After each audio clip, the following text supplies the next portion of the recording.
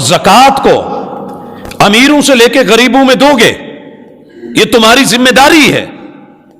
ان دونوں کاموں کو دیکھیں، تقریباً اللہ میرا معاف کرے، حکام وقت، حکام بالا، جن کے ہاتھوں میں اقتدار ہے، جن کو آپ نے اور میں نے چنا ہے، کیا ہوا کون سا وعدہ ہے جو نبھایا ہے؟ کون سا وعدہ ہے؟ نمازوں کے حوالے سے، مساجد کے حوالے سے، مدارس کے حوالے سے،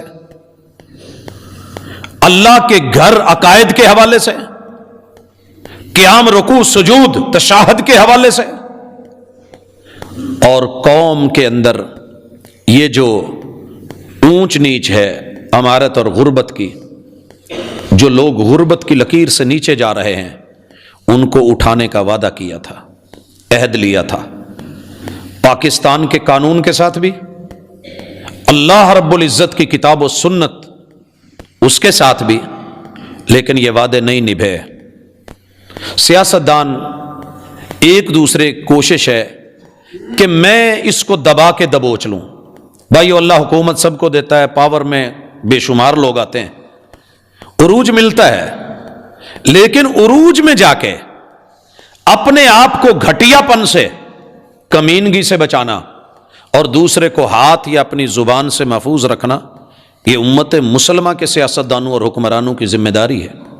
مگر سچی بات یہ ہے، آپ اٹھائیے، الا من رحم ربی، ہر پارٹی دوسری پارٹی کو مجرم اور جو لفظ بولتی ہے زیب نہیں دیتے، مسجد اور ممبر و محراب۔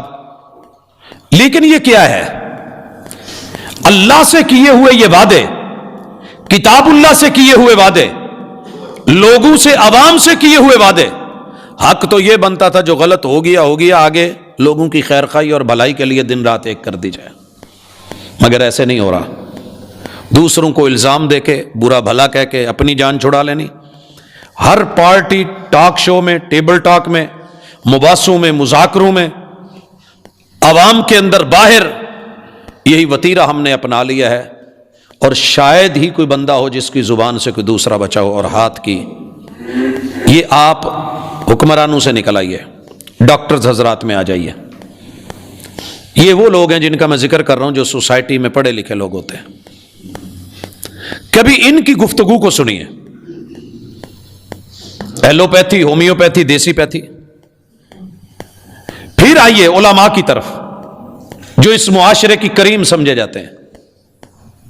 آپ دوسرے مسلک کو تو چھوڑ دیں، اپنے مسلک کے اندر جو چھوٹے چھوٹے گروہ ہیں، جو جماعتیں اور تنظیمیں ہیں، جن کا معاملہ صرف اور صرف الگ شناخت کا ہے کہ الگ شناخت تو ہوگی تو مال، پیسہ، دولت آئے گا، وجود قائم رہے گا، ان کے ایک دوسرے کے اوپر بھونڈے الزامات، گھٹیا گفتگو اور گالی گلوچ۔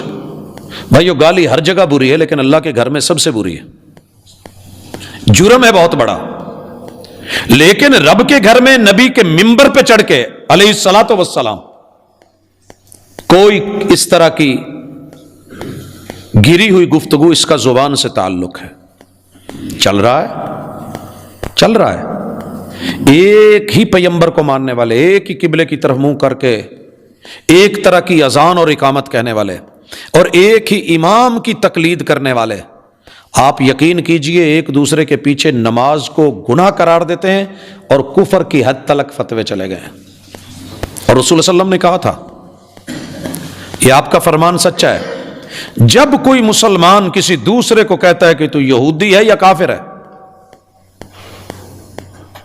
یہ لفظ چلتا ہے، جس آدمی کو کہا گیا ہوتا ہے اس پہ جا کے چسپاں ہوتا ہے، اگر وہ اس لائق ہو تو ٹھیک، اگر نہیں تو یہ لفظ اس کی طرف پکا لوٹ آتا ہے جس نے روانہ کیا تھا۔ پھر ان میں سے ایک ہے، اور یہ حالت ہماری ہو چکی ہے۔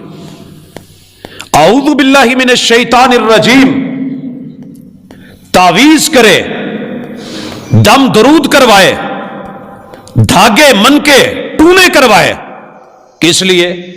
کہ شیطان سے محفوظ رہیں۔